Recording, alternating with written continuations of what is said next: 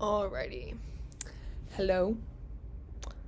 I'm gonna do my reflection on our curriculum map. So me, Nick, Soph, and Tyler were in a group together.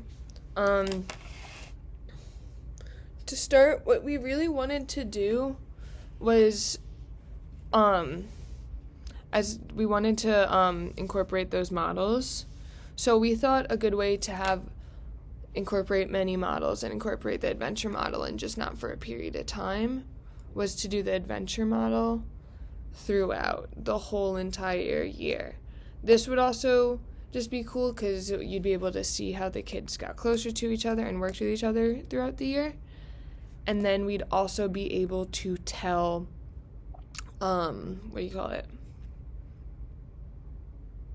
also be able to just like hone in and like do activities over time and not just have it as a unit done for a week. We're not going to think about it again because all of us are in adventure and we really value adventure as a whole. So we started with adventure. We were going through one stage every 2 months. We were going to do like 1 or 2 activities per like a unit or per a week.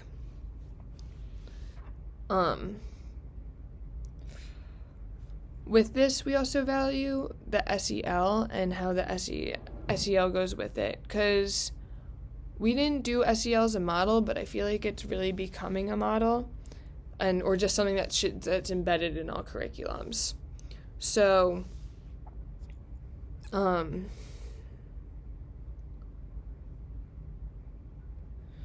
that's why we selected that. And we selected SEL because it's a buzzword, but it's also something that's very valuable to students and to schools for students nowadays. So with that, we did an effective assessment for most of adventure and SEL. And it was like a reflection on our self-enjoyment that you'd write as an exit slip. That would be like a formal that we wrote was an exit slip where you ranked your self-enjoyment. And then we had the SEL was more observation-based or group talking-based. For our next, so for our next one that we used a lot was direct. So with direct, we chose this one. I mean, it's most stereotypical and it's easiest to use, but we also chose it because we're still with those younger kiddos, and those younger kiddos a lot of the time need direct I feel like direct teaching is very effective when you're teaching specific skills. So it's really easy to teach cues and skills in that direct setting.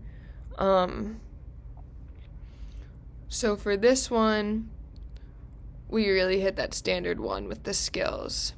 And then standard 2 with a lot of identifying. So throughout it, we had a lot of we had formative assessments, a formative assessment at the end of a lot of the units. And that was a checklist of skills. So let me just check.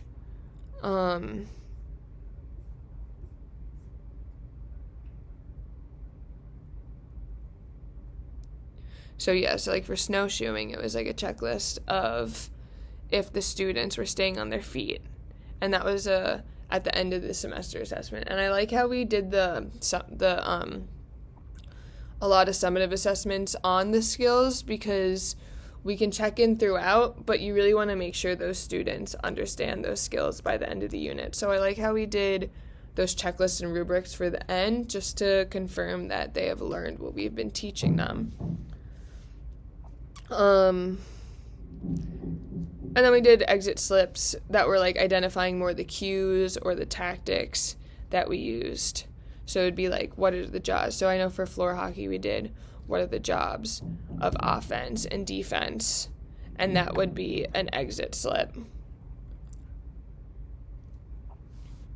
And that really goes to standard 2, where we're identifying the tactics and games and cues that were used so we know why and how we're doing it, not just that we're just doing it. Which I feel like once you get to that 3rd to 5th grade level, that's very valuable, because at first they're just learning the skills, but then they should know why they're doing the skills and be able to identify them. Something that I kind of wish we put in more was peer observations. So like I would identify what my friend is doing wrong, they'd observe what I'm doing wrong. I think this is also good because a skill that I feel like a lot of kids don't, well, not that kids don't have, but something that I think is very important that kids have is that ability to see what they're doing and assess themselves and see how to correct it, because as they get older, they're not going to always have someone to correct their form. Or when they're like older in the gym, they need to know how to correctly do their skill. And then the last one I'm going to be talking about today that we used was self-discovery. For this one, I used it in our dance unit, and this is one of the units I specifically did. So self-discovery and guided discovery, I've found out recently, are different. Well, I guess I just never connected that they were two different things.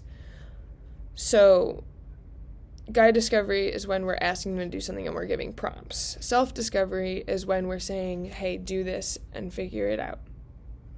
But we'd obviously do it more respectfully. But so for self-discovery, I chose this one for dance because it's really good to help them explore movement and explore their bodies and something more than just, hey, do this move. They can do things that are more them and be able to express themselves, which I think is cool because then we can find a lot of different styles of dance. We hit standard 5 with this, which is find enjoyment, which with dance is something that I think is hard to do, so I think it's very valuable that we are finding enjoyment. And I feel like being able to find your own moves that you enjoy really do hit that 5th standard. And then the second one is that understanding the skills and tactics. So this one we hit because they were able to, with their assessment. So with their assessment for that one, they had to write down what moves they were doing, and then with those moves, then they had to perform it just to the teacher, not in front of anyone. They could if they wanted to, but they didn't have to. So with that's hitting standard 2, and that's a formative assessment because they're writing it down and it's got to get graded. With dance, I wouldn't expect the teacher to end up grading it very harshly, more just to make sure they hit those standards and listen to those rules throughout. And then what accommodations are we going to make for our students throughout all these activities? So when it comes to all these like formative assessments, these exit slips, write the cues down, all of those, I can read it to the peers, or if I know one of our students really struggles with writing or something, I can always have them say it to me, and then I'll help them out with that.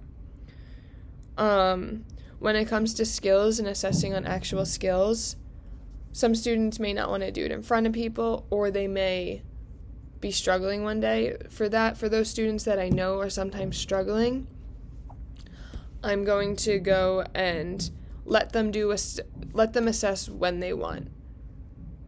So that means either if they're ready or if I just see them, I don't need to tell them, they don't need to know what's happening, but I can just see them doing it and I can assess them through that. With self-discovery for the dance, we can always do partners, or anything for adventure, they're going to be working with partners for that self-discovery. So that would work. When it comes to direct, I'm going to make sure I am explaining cues in multiple ways, as well as we're going to be having multiple types of demos. So that's visual, audio, And then I like to do a lot of cue cards that we can put in it too. So like that just gives like written out what are the skills. So like, hey, let me check what we're doing quickly, or hey, let me check the cues quickly. I think those would all be very valuable for this. For adventure, on the course, we obviously have those adaptations that we can make. But when it comes to actual adventure, they're going to be working with peers. And I can also make it so they're always working with a buddy or something so that they don't ever feel singled out. And like our presentation was for Whitby, I think that that will work very well. But yeah, so that's my reflection on our methods curricular map. I hope you have a great break, and I'll see you around next semester. Merry Christmas.